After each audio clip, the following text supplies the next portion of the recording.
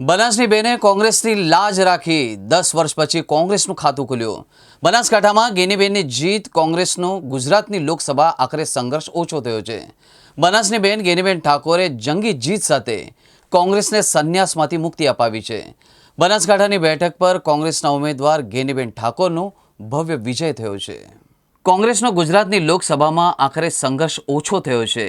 બનાસની બેન ગેનીબેન ઠાકોરે જંગી જીત સાથે કોંગ્રેસને સંન્યાસમાંથી મુક્તિ અપાવી છે। બનાસકાંઠા બેઠક પર કોંગ્રેસના ઉમેદવાર ગેનીબેન ઠાકોરનો ભવ્ય વિજય થયો છે।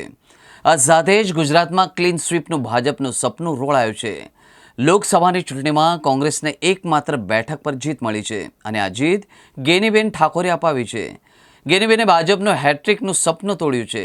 ગુજરાતમાં બનાસકાંઠામાં કોંગ્રેસે ખાતું ખોલ્યું છે। કોંગ્રેસના બનાસકાંઠાના ઉમેદવાર ગેનીબેન ઠાકોર 20,000થી વધુની મત સાથે જીત મેળવી લીધી હતી।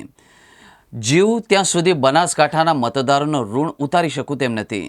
બનાસકાંઠાની જીત બાદ ગેનીબેન ઠાકોરે ભાવપૂર્ણક થયા હતા। તેમણે કહ્યું કે બનાસકાંઠાને મતદારો, જનતાનો આભાર માનું છું। જનતાએ અમને જે આશીર્વાદ આપ્યો છે, બનાસકાંઠાના વોટર્સે પોતાનું કામ પણ પૂરું કર્યું છે। આ જીત એ મારી ગેનીબેનની નથી, આ બનાસકાંઠાના મતદારોનો વિજય છે। સત્યમેવ જયતે।